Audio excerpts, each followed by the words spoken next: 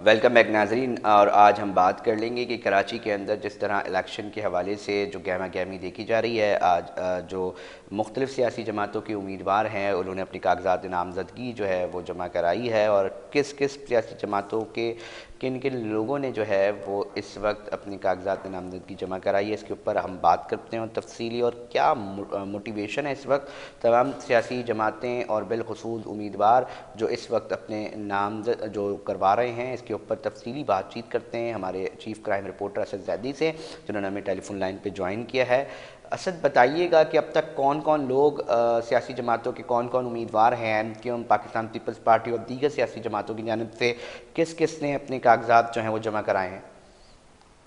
जी देखिए, हमने कल भी कहा था कि भाई आज का दिन बहुत अहम होगा, और उसके बाद हमने देखा कि आज के दिन बहुत सारे उम्मीदवार सामने आए, और उसके बाद हमने ये भी देखा कि अब तक कराची में जिन उम्मीदवारों ने कागजात नामजदगी जमा करवाए उनमें पीपल्स पार्टी के सलीम मांडवी वाला, पीपल्स पार्टी के मिर्जा इख्तियार बेग, पीपल्स पार्टी के फैजान रावत, पीपल्स पार्टी के ख्वाजा सुहेल मंसूर, पीपल्स पार्टी के उस्ताद मसरूर एहसन, पीपल्स पार्टी के अब्दुल बारी, और इसके बाद एमक्यूएम पाकिस्तान के मुस्तफा कमाल, एमक्यूएम पाकिस्तान के रऊफ सदीकी, एमक्यूएम पाकिस्तान के अमीन उल हक, एमक्यूएम पाकिस्तान के अरशद वोरा, एमक्यूएम पाकिस्तान के रेहान हाशमी और एमक्यूएम पाकिस्तान के अब्दुल हसीब। बेशतर जो उम्मीदवार हैं वो पुराने अदवार में भी हमें दिखते थे ऐसे उम्मीदवार, और उसके बाद कामयाब होते हुए दिखाई दिए। इसके बाद फिर दावा किया गया कल से आज तक कि बहुत सारे लोगों ने ये दावा किया कि हम जीत जाएंगे, और उसके बाद फिर कागजात नामजदगी भी जमा हुए। अब तक अगर बात कर ली जाए कि मखसूस नशिस्तों की बात कीजिए या फिर कीजिए बात एनए या पीएस की, तो उसके ऊपर बहुत सारे उम्मीदवार आमने सामने हैं, क्योंकि 22 तारीख का वक्त दिया गया।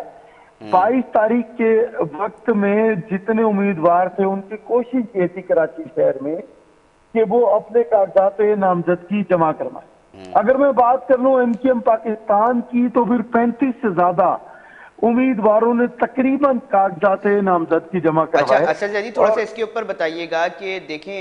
एमक्यूएम ये क्लेम करती है कि हम मिडिल और लोअर मिडिल क्लास की जमात है, और साथ साथ ये भी बात सामने आती है कि इस बार ये बताया जा रहा था कि नए चेहरों को इस वक्त टिकट दिया जाएगा, नए चेहरों को आगे लाया जाएगा पार्टी के अंदर। तो कुछ आइडिया आपको हो रहा है कि कितने नए चेहरे, कितने फीसद नए चेहरे इस वक्त एमक्यूएम खड़े करने जा रही है, या वही पॉपुलर फेसेस या पॉपुलर पॉलिटिक्स के ऊपर ही चीज़ें होंगी? असद जैदी, फिर हम पीपल्स देखिए, पार्टी की पहले तरफ भी तो जाएंगे। एक बात कर लेते हैं अली रजा कि एमक्यूएम पाकिस्तान की बात कीजिए तो पीएसपी मर्ज हुई। उसके बाद ये फैसला किया कि कौन से पॉपुलर चेहरे, जो आपने बात कही कि वो लोग आएंगे सामने, तो बेशतर तो पॉपुलर चेहरे हैं। अगर मैं बात कर ले तो पाकिस्तान पीपल्स पार्टी की, तो उन्होंने तो बेशतर जो है अब जो है वो बेशतर जितने भी कागजात नामजदगी हमारे सामने आए या जो भी अभी तक टिकट्स की बात की गई, उसके अंदर बेशतर जो है ताजिर बिरादरी को तरजीहत दी गई। और इसी तरीके से अगर मैं सेंट्रल की बात कर लूं तो डॉक्टर आसिम कायम खानी की बात कर लूं, डॉक्टर आसिम की बात कर लूं, और उन्होंने जो है वो बेशतर तौर पर, देखिए सेंट्रल का इलाका वो था जहां पर अगर मैं डीसी सेंट्रल की बात कर लूं या डॉक्टर आसिम की बात कर लूं, तो वहां पर बहुत मेहनत की पाकिस्तान पीपल्स पार्टी की जानिब से, और फिर नए चेहरे भी सामने आए। लेकिन डॉक्टर आसिम ने कोशिश की कि सेंट्रल को बेहतर किया जाए और अपने नामजद और हिमायत याफ्ता चेहरों को सामने लाए। इसी तरीके से अगर मैं पाकिस्तान पीपल्स पार्टी को कंक्लूड करता हूं, तो उसके अंदर बेशतर तो ताजिर बिरादरी है। इसके बाद अगर बात कर ली जाए तो बात की जाएगी पाकिस्तान मुस्लिम लीग की, और फिर उसके अंदर भी जो है उनके वो लोग जो पहले एतबार में उनके साथ थे उनको टिकट दी गई। अगर एमक्यूएम पाकिस्तान, जो कि कराची की दूसरी बड़ी जमात पाकिस्तान पीपल्स पार्टी की बात थी, तो अगर उनकी बात की जाए तो उन्होंने भी कोशिश ये की कि पीएसपी और एमक्यूएम पाकिस्तान के जो लोग थे उनको एक जगह इकट्ठा करके कोशिश ये की गई कि जो अभी तक सामने मामलात आए और मुस्तफा कमाल साहब की सूरत में हो या अगर हम बात कर लें डॉक्टर खालिद मकबूल सिद्दीकी की सूरत में, या जो जिन लोगों ने डॉक्यूमेंट जमा कराया वो लोग हैं जो मुश्तरका तौर पर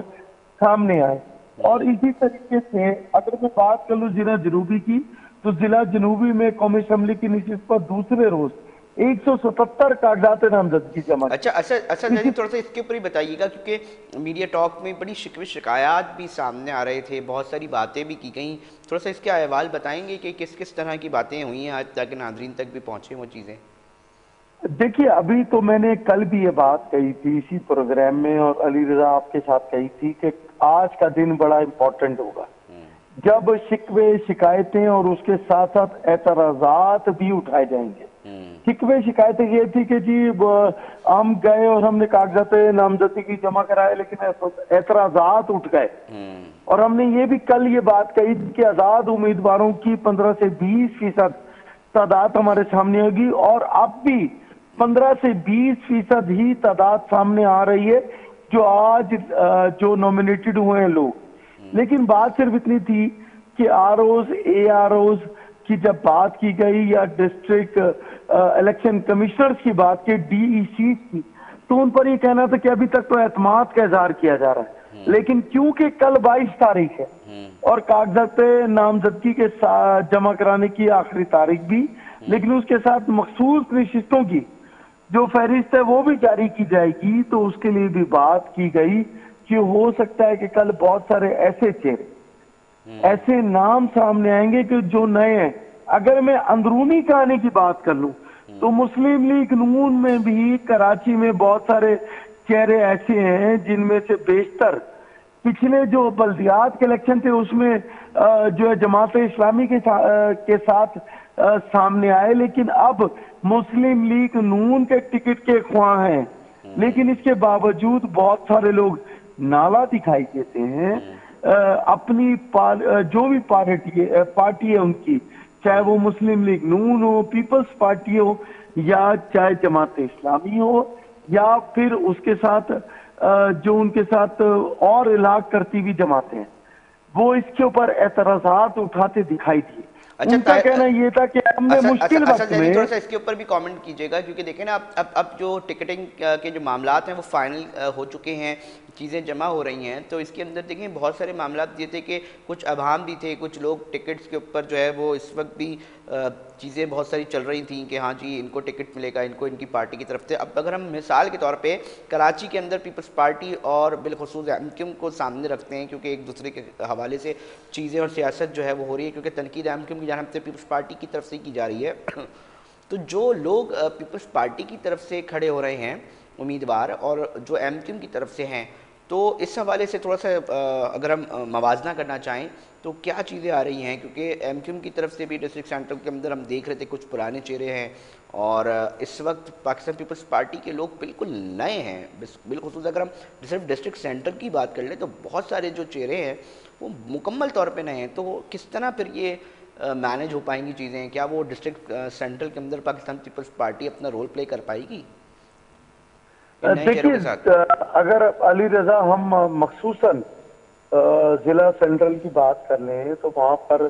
जो अभी पिछला टेन्योर था उसके अंदर जो डिप्टी कमिश्नर जिला सेंट्रल हैं, उनका भी कलीदी किरदार था कि उन्होंने बहुत काम किया। और अगर हम बात कर लें डॉक्टर आसिम की, तो डॉक्टर आसिम ने भी वहां पर कलीदी किरदार अदा किया, और उनके साथ एक शख्सियत है रहमान राज जो पीपल्स पार्टी को वहां रिप्रेजेंट करते हैं, उन्होंने भी कलीदी किरदार अदा किया कि वहां के लोगों के मसाइल को सुने। देखिए, लेकिन इसके बावजूद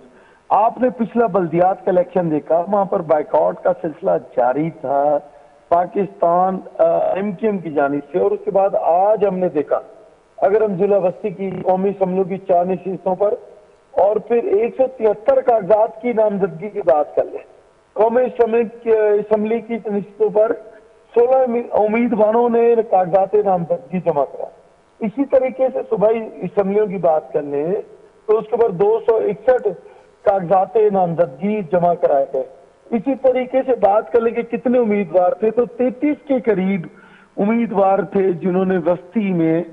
अपने कागजात नामजदगी जमा अच्छा जी, कराए। देखिए बात पता है क्या है, बात ये भी है कि एक बड़े ख़ास तबके का ये भी ख्याल है कि जी बदकिस्मती कहें या कुछ भी कह लें, मगर हकाइक फिर भी कहीं ना कहीं ये इस जुमले के साथ आते हैं कि लोग जो है वो कारकर्दगी की बुनियाद पर वोट नहीं देते। लोग बरादरी सिस्टम के तहत वोट देते हैं। लोग जो हैं वो कौमियतों की बुनियाद पे वोट दे रहे होते हैं, लसानियत की बुनियाद पे वोट दे रहे होते हैं, मजहबी सिस्टम के तहत वोट जो है वो बन रहा होता है वोट बैंक। तो आप इन फैक्टर्स को कैसे देखते हैं? जिस तरह आप डॉक्टर आसिम और दीगर की बात बता रहे हैं कि ठीक है जी, उन्होंने 100 पार्क बना दिए,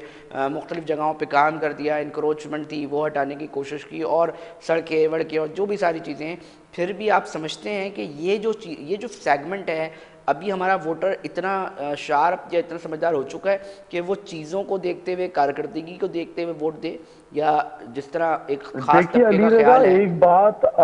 जो है वो आमो फहम है। वो बात ये है कि वो कौन शख्स है जो उनके लिए मुश्किल में काम आया। देखिए कराची में जब अभी हालिया जो पिछली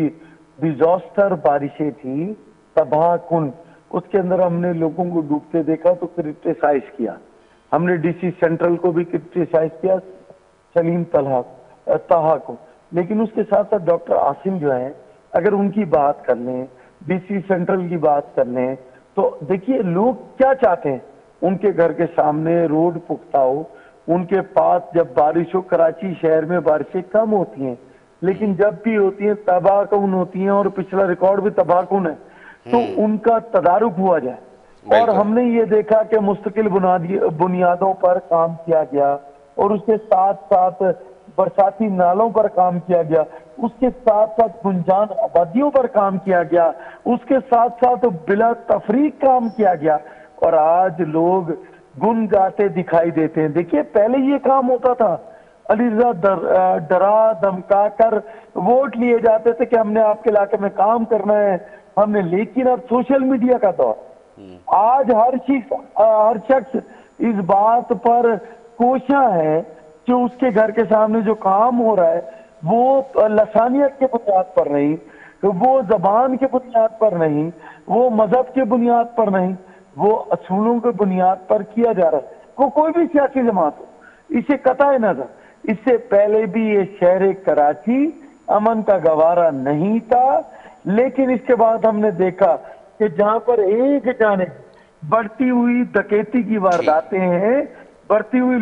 133 के करीब 2023 ठीक। में लोगों की जाने गई है, दूसरी जानिब उसके अंदर कहीं भी किरदार नहीं था। बहुत शुक्रिया, बहुत शुक्रिया, बल्दियाती उमंग। बहुत शुक्रिया असद जैदी, तफसीलात से आगाह करने के लिए। और असद जैदी हमें बता रहे थे कि देखते हैं अब कि किस तरह इलेक्शन की जो दिन है उस दिन क्या सूरत हाल बनती है, और बातें भी हो रही हैं ये भी के साथ कि इलेक्शन जो है वो आगे पीछे हो सकता है, मगर इलेक्शन होगा ज़रूर। नाज़रीन, ब्रेक का वक्त हुआ है, ब्रेक पे जा रहे हैं और फिर हाजिर होते हैं।